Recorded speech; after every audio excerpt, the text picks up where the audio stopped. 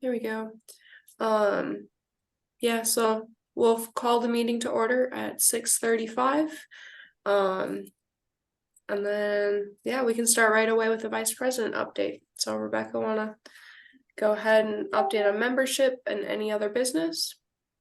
Sure. So after the last meeting, we were able to start taking on membership, which was cool. Was it the last meeting or the meeting before? Last meeting, yeah. Okay. Yeah, I lose track of time. But that was cool. And so during that time, we've had 66 members that have joined. Now, for the officers on the back end, if you pull it up under the orders, it's going to show 68, but 2 of those canceled out their basic membership and moved to professional membership. So we've had 66 members join. 8 of those are juniors, 33 basic, and 27 professional memberships. So that's great. It's been fun adding them to the breeders list. So that's pretty much all I have to say. We're just kind of we've got some articles that have been submitted, and we're looking forward to finishing up, looking over those and putting them on the website for everybody to see. You want to give like a quick summary of how, like, when people sign up for a membership, professional membership versus basic, and then like what the process is to getting them on the directory? Because I know there's a couple of people like, not sure about that. Yeah, pretty much. When people sign up to become a member, there's a spot that they're going to fill out their information, as far as name, farm name, email address, contact information and stuff. And then that is put on the website by me manually. So sometimes there's a lag, depending on how I feel. And I've got some health issues going on, so some days are better than others, or how busy I am, but I try to get them on there as soon as absolutely possible. So right now, I guess what I'm going to do, because there have been some people that have requested some information to be put on there and others not. So I'm going to go in there and, have something where people can click what information they would like on the breeders directory. So that's about it. Awesome. Moving on, we kind of jumped out of order. So Jennifer, it'll be your turn with the secretary's report. Well, I don't have much to say because I didn't do anything for most of the month since I was sick. So I don't think I accomplished anything. So short report. Do you want to do a recap of the August minutes? And then, yeah, that's pretty much the only thing on there. I can. Give me 1 second.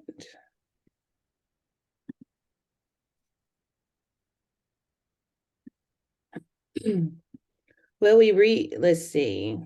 Let me scroll down. We worked on the point system, to add articles to the website, started the concept of a newsletter. We did discuss the code of ethics to add that to the what did we decide to call that the other day? The Constitution? Is that what we decided to call that? Or the handbook? Yes, the handbook. Thank you. Constitution here. Let's see. We did start uploading the copies of these meetings to YouTube starting last month. And I think that's about it for right now. Awesome. On to the treasurer's report. Michael, you've been busy. Yeah, busy, but not too busy with treasurer stuff. Just all of the general stuff we've been working on for the handbook and whatnot. But as far as treasurer stuff, the articles of incorporation were filed as of the last meeting, and we were supposed to hear back by the 5th. And as far as I'm aware, we haven't heard back. So the state's a little behind schedule getting back to us, but I assume we'll hear back by the next meeting and be able to make all of that official. And then as far as dues, based on what Rebecca said, people have been signing up. We've collected over $1,700 in dues after credit card fees and whatnot. That's what we've got in the bank, and so that should more than cover expenses to date and set us up to where we can hopefully use some of that for other tasks and activities going forward. So yeah, I think we're in a really good spot considering the age of the club and how quickly we've gotten started, and it's all going really well so far. You want to explain to anyone that wasn't or didn't watch the last meeting, just what we did with the bank account, how we have that running, even though we don't have, like all of it fully, like the paperwork done? Just Sure. for anyone watching. Yep. So basically, to open a business bank account for the club, we have to have the club incorporated, and that takes time. And then opening the account will take time. So last month we decided to just open up a personal account. It's in my name, so we're trying to be over the top transparent about how many members have signed up and exactly how much money is flowing into it, just because it is a personal account. And then as soon as the business account is up, we'll transfer all of that over. So what that's done is it's allowed us to start taking memberships, start bringing in money so that we can reimburse people for their expenses. I know Rebecca's put a lot of money into the website, and other people are starting to use their personal finances to pay for certain things. And so we want to be able to reimburse them as soon as possible and also get things moving forward. So that was the decision we made last month, and it all seems to be going really well. Like I said, I didn't put it in any account that I was using. I opened up a new personal account, so there's no overlap of funds or anything like that. Everything that comes in is just in one spot, and then that'll go directly to reimbursements and then be transferred into the business account for the club in total, and I'll close out the personal account once we have all of that established. Awesome. Yeah, that's all of for that. Moving on to new business. So starting with the newsletter, we have the first newsletter written. It'll go out the 15th of each month.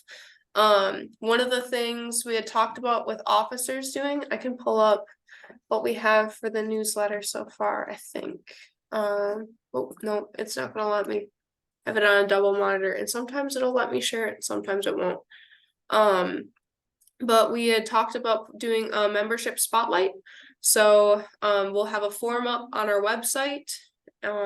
This month we're gonna feature a person that wrote an article for us. So we're hoping to hear back from him and get that released out by the 15th. But basically it'll just be a little bit about some of our members. So once a month it'll go out. It'll just be a quick recap of everything we're doing. And like things that we covered in the meetings, upcoming events. And then, like I said, we'll feature a member, their farm, and what they're working on. So you can go ahead and go into the Caternix breeders. We'll have a form up there for you to nominate yourself, for you to nominate someone else. And yeah, I'm super excited for that one. Next thing, too many tabs open. There we go. Articles on that topic. So we had talked last time about creating a committee for articles, and we kind of pushed that off a little bit. Now we had 2 article submissions. I was hoping Joey, I'm probably gonna mispronounce his last name, but Atreides would write he was the one that submitted an article. The board looked it over. As of right now, the board is just approving articles, or if there's like editing that needs to be done or anything like that, we'll send it back to the member with different like any concerns that we have, and then they can resubmit it. And Joy submitted one on the enrichment of quail, and it was really, really well written, had a lot of information on there that we thought would be really, really useful. And so it'll be put up on the website hopefully within the next day or two, for anyone, all of our members to read it. And we were gonna make him the membership spotlight for the month for that. And then I was gonna say, we had talked about putting a committee together. So if there's any interest in that, we'll probably throw it out in the Facebook group. The goal of the committee would be to vet these articles. So we're looking for things like accuracy. We want to make sure obviously they have good content, they're written well, they don't have any like major spelling or grammar errors.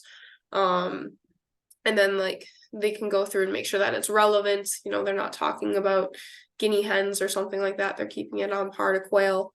And then yeah, that would be their main job, would be to read through these articles and approve them or send them back for edits or whatever. And also formatting, making sure they can go onto the website nicely. So if there's interest in that, go ahead, reach out to one of the officers. We'll put a Facebook group post up, and hopefully get some people that up and running as it keeps going. Let's see, marketing brochures. Jennifer, do you want to go over this one? Because you would, you're the one that's probably going to need them the soonest. Yeah, I need them like Saturday. So we need to decide what all information we want to put in the brochures.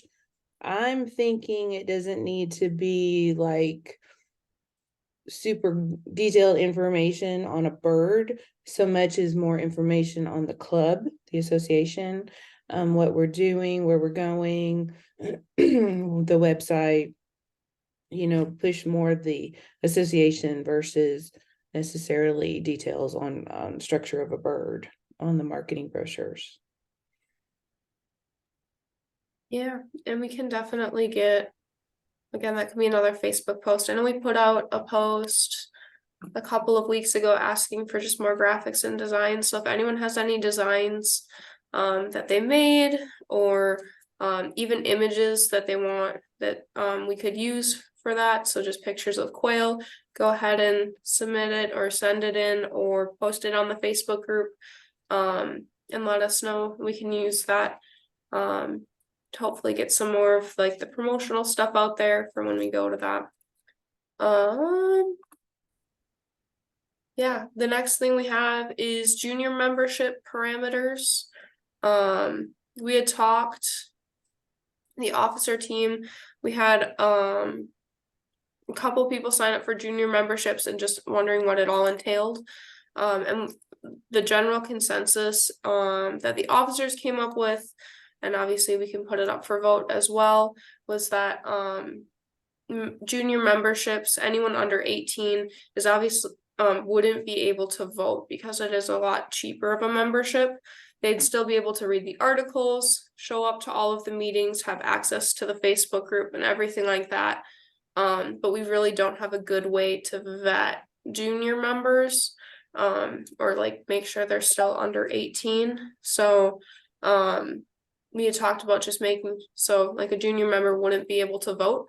But if they are under 18 and they would like to be able to vote, they can just sign up for a basic membership or a professional membership. There's nothing stopping someone from always going higher on that membership list if they wanted to. So if there's any major objections to that, go ahead and let us know. And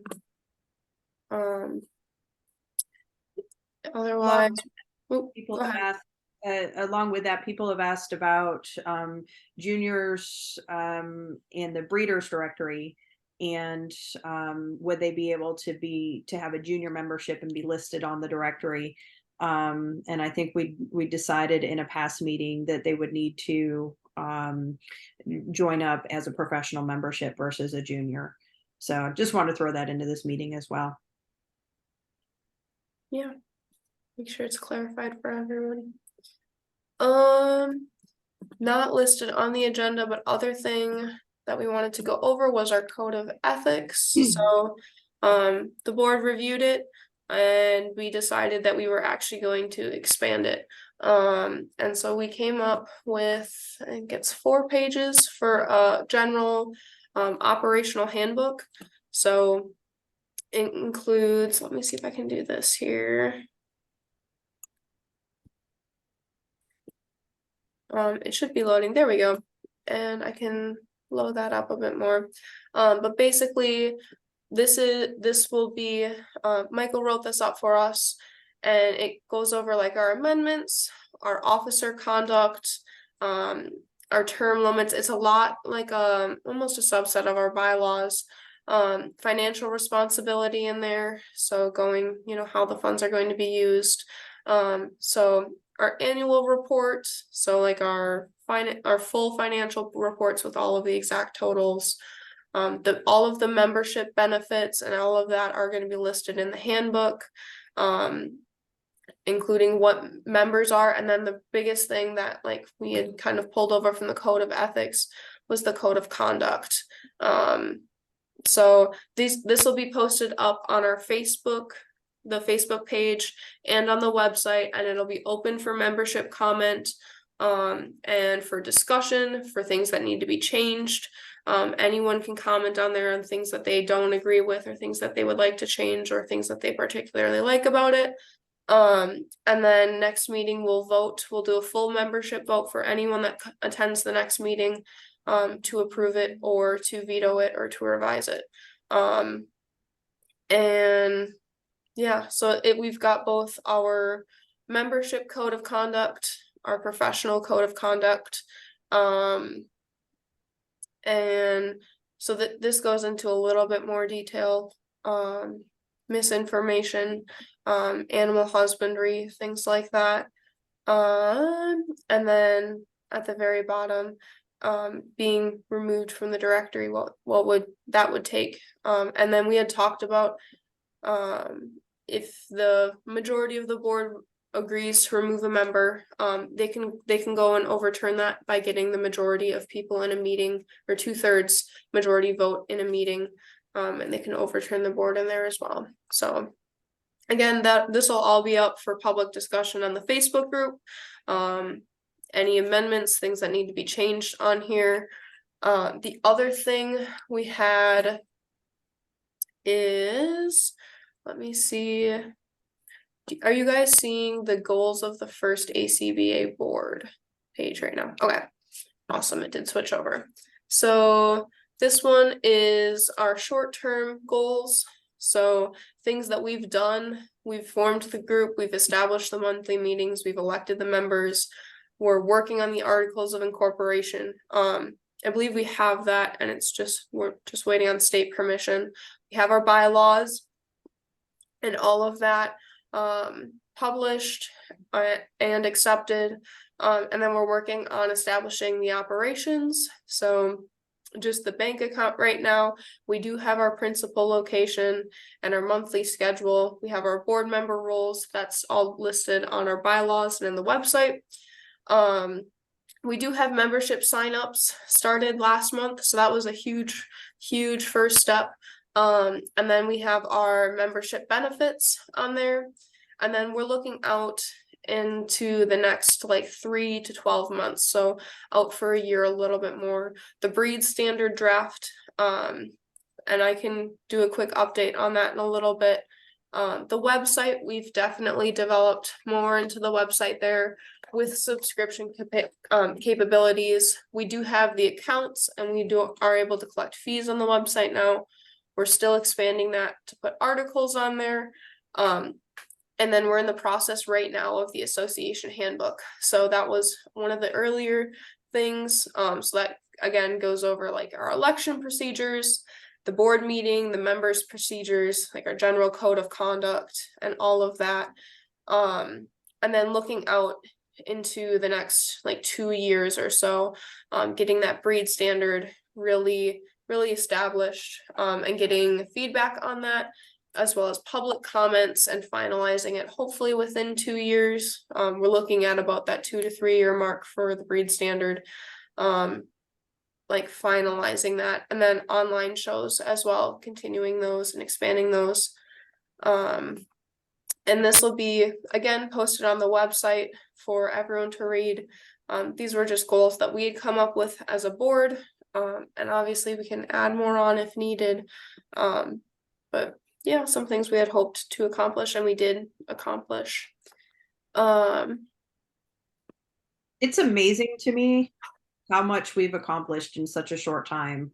I mean, this is starting something from the absolute ground up, and everyone should be proud of what we've accomplished here. It's really impressive, actually. And I know I made the comment earlier of like, has it really been just within this month that we've like started? It's only been a month, but it seems like so much longer because of all the stuff that has occurred within just this month. And 66 members already in 1 month of opening the doors. That's really awesome. So, pat on the back to everybody for the hard work that's been put in. It's great. Yeah, I second that. It's weird to think that like in May, it was kind of just a dream goal to eventually get there, and yeah, we're making it happen. So it's really cool to see.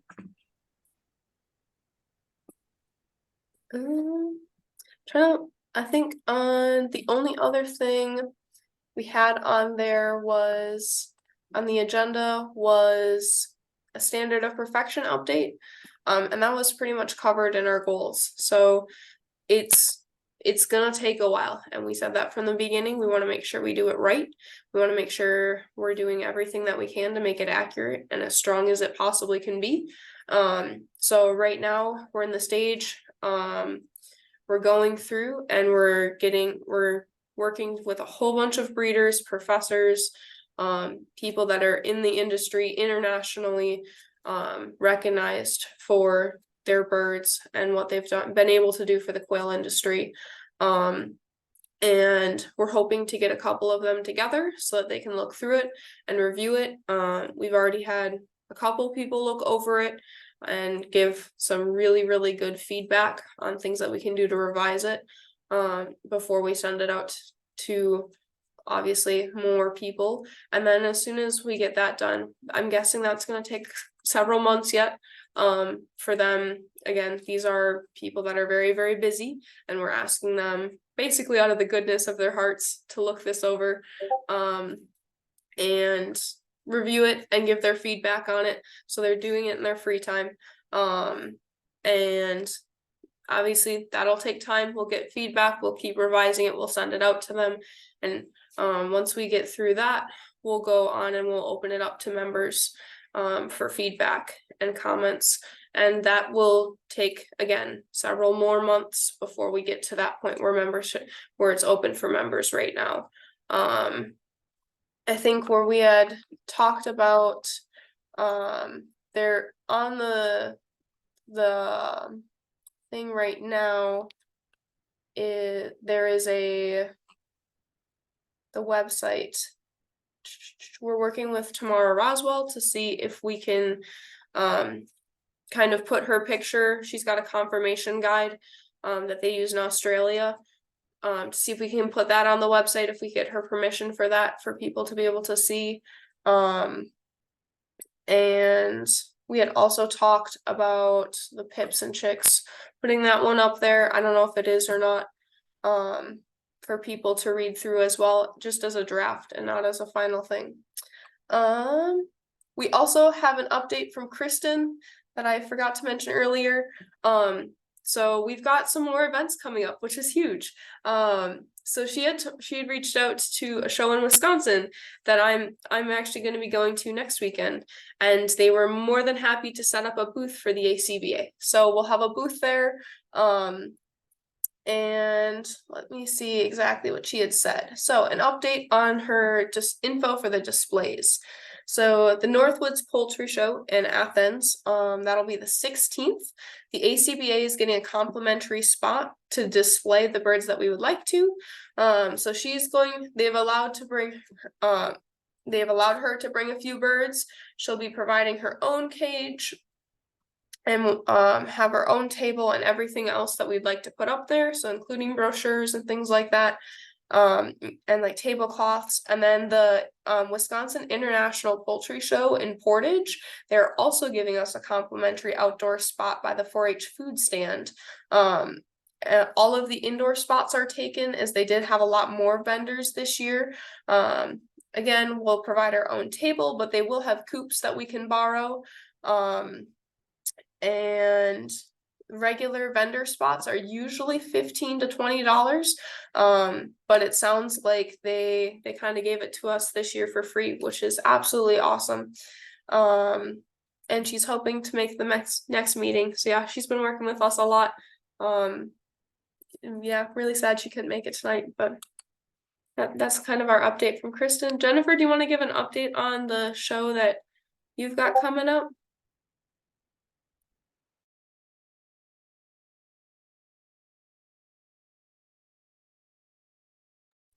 I think you're still muted, Jennifer. All right. See, I was trying to not to cough in y'all's ear.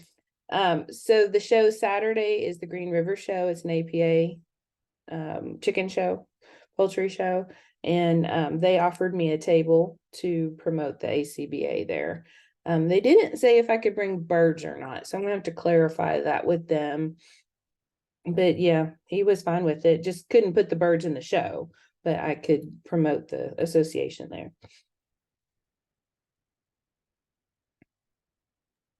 Yeah, awesome. So it's nice to see if there's any other members that are going to shows, reach out to the people that are running it and see if they'll let you have a table there, bring some quail in. Even getting them in there is more than enough to get people interested in it. Yeah, and with that, that's everything that we have for new business. So now it's open for discussion. So any member, if you've got any topics, any info, anything you want clarification on, questions, yeah, go ahead and take the floor. Okay, I've had a, go sorry, ahead, Rebecca. Crystal. No, Crystal, go You ahead. sure? Okay.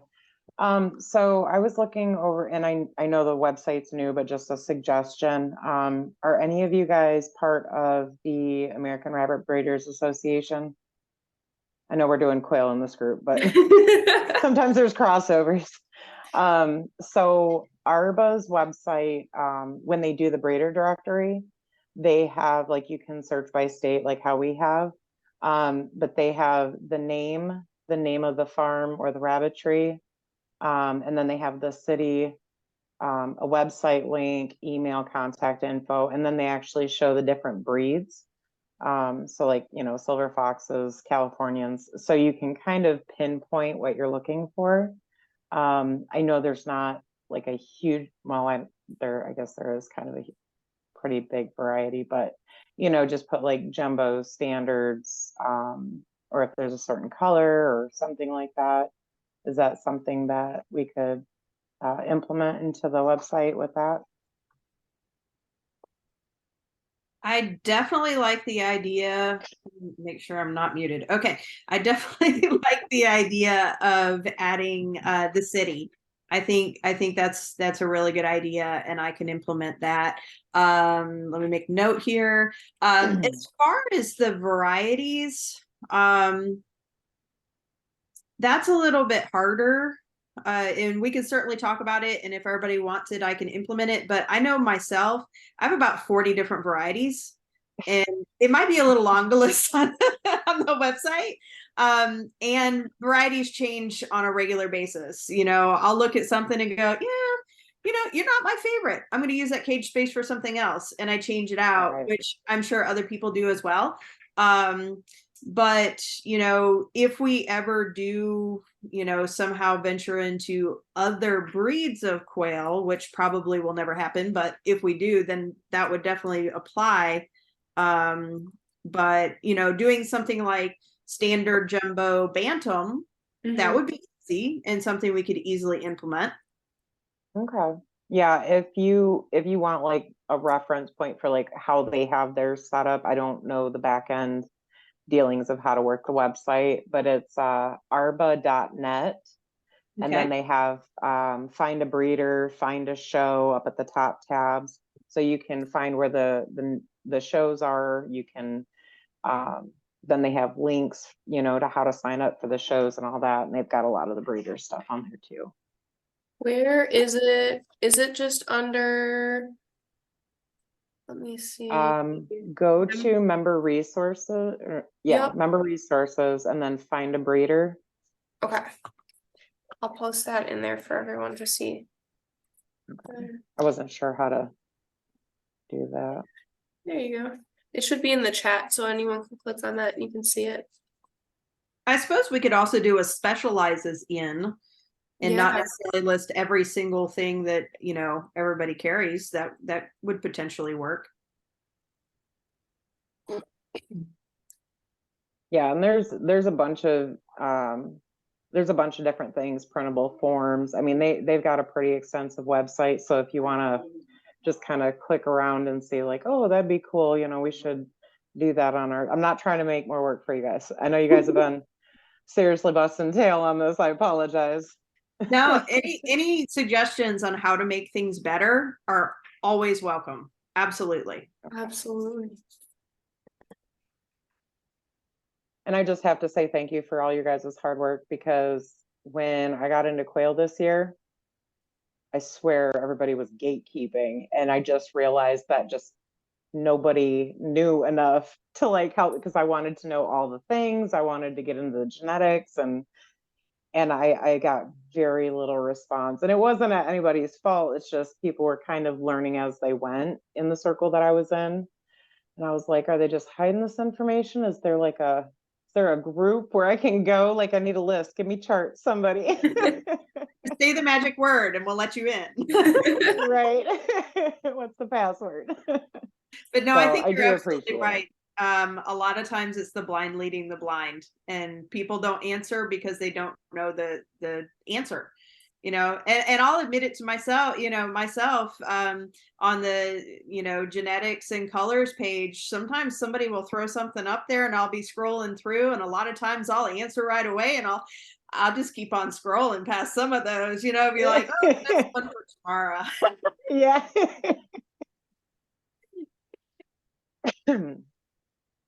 Okay, I've got a couple of things. One, we have a new member, Melissa Myers, who's an attorney, and she has offered up her services, whatever we might need legal wise. She did mention that she's looked over our bylaws and thinks that there's some things that we should tweak. So it's really, really nice of her to offer that to us. So in the future, if that's something that we need, she would definitely be somebody to talk to. The other thing I guess we need to talk about is closing the Facebook group and also closing our meetings.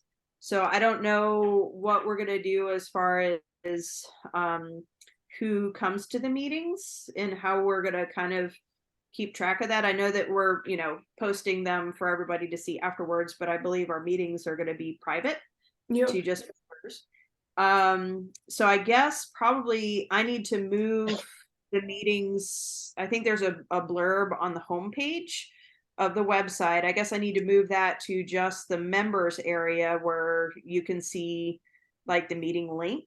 Is there anything else that we need to worry about with that? I think so. We can leave the events page up there. I think just editing the events to take the link out. Okay. So where will our members find that? Are we just going to move it to the members only area?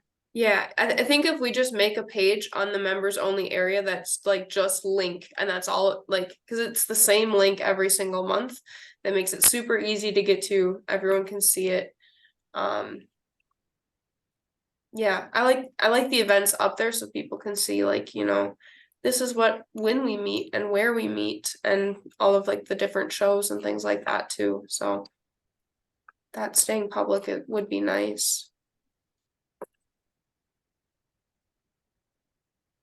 And just because everybody's quiet, I just heard back from the show on Saturday and they said I could bring a cage of quail. Awesome. Do you have to bring like palorum testing too for that? If it's Yeah. not, okay. Yeah, actually, now that you say that, I haven't got it yet. Maybe it's in the mailbox, hopefully. I was gonna say, for the fair, they tested all of our birds on site, which was just interesting. Before you brought them into the building, they had a table set up and they did all of my quail right there, which I brought pretty much all of my birds to the fair, so it was really nice. Oh, it's kind of funny in the paperwork for this show, it said if you're, because the show's in Kentucky and I'm in Tennessee, so if you are a Kentucky resident, regardless of your status, you have to have the birds tested on site. But if you're not a Kentucky resident, you can just bring your NPIP paperwork from your state. Interesting. Whatever, that's okay. I mean, I have mine, but still, it's weird. Yeah. And antigens not always easy to find either, like getting testers and yeah. I had a question about that, and I don't Yeah. know if it was one of you. I had said something in one of the groups about trying to get NPIP tested. I think either Brie or Rebecca had commented on that. Maybe, maybe not. Okay. Yeah. I have no idea how to get tested. Like, there's a handful of people in my county, and I called every single one of them, and they're like, "Yeah, we just do our own flock." What state are you in? Okay, I'm in Michigan. Ah, You have to okay. have your own private testers in Michigan. Fun Yeah. fact, the Michigan NPIP system is not fun. Because you're in Michigan too, aren't you, Brie? I was in Wisconsin, and in Wisconsin, it was really, really easy. You like went to the testing and they like you got the testing paperwork and you sent it a copy in the mail, and then like 5 days later you had your NPIP certificate. And then in Michigan, like it's a whole thing. The whole thing, yeah. Yeah. Are you in upper or lower Michigan? I'm in lower, I'm in West Michigan. I'm in Yeah, I'm upper. actually not far from Melissa Meyer. She's Oh, yeah. Eels and Quails, right? Yep. Okay, she's over in Muskegon. I'm like 30 minutes west of her. Nice. Okay. Your best bet is to contact, I think MSU right now is running the State Department, or not like running the State Department. But they've got a testing center. I'm not sure if they still require AI testing. I know it's really expensive right now. Like it's like your $300 base cost, not counting like your testing on top of that. But your best bet would be to reach out to them. The testing's required for shows, and a lot of shows like will have testers. If they don't have it like on site, they usually will have like contact information for people willing to test. And you can always get tested outside of your county too. It doesn't matter where they're from. Okay. So it might be worth it to reach out and see if there's one in the counties over. And some of them will make you take your birds there. Some of them will come to you. A lot of them, especially when you have a lot of birds, will come to you. And then it's usually like pay per bird. They'll test your birds. You'll get the paperwork for it. If it's AI testing, I think you need to send it into the state, which is a whole nother headache. But yeah. Oh my goodness. I may have you on like phone a friend emergency. Fair. Yeah, it's Because you made it through and you got to the other side, so I may need you later. I am not NPIP in Michigan. So You're not? No. For shows, Oh, all you okay. need to be is palorum tested. So, and you only need to test individual birds. For NPIP, you need to test if your flock is under like 1,000 birds. They have a specific number. It might be 300. But if it's under so many birds, you have to test every single bird. for a show, you just have to test the bird that you're bringing to the show. Okay. And that's a lot. That's as easy as soon as the tester's there, you have your bird. They'll pluck a feather or two under the wing to clear it out. And then they'll just do a drop of blood. And then they put a drop of the antigen in it, and they'll mix it around, and you'll know within a minute or two if it's good, which they're almost always going to be good. They haven't had pullorum since like the 80s. So Okay. What a mess. yeah. I'm just glad to hear I'm not the only one struggling. So we can struggle together. Oh my goodness. Sorry, I know that went totally off the rails from what we were talking about.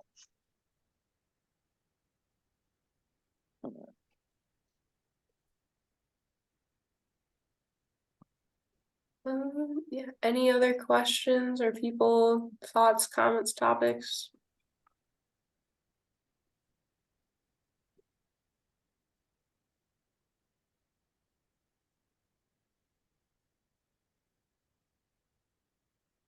Okay.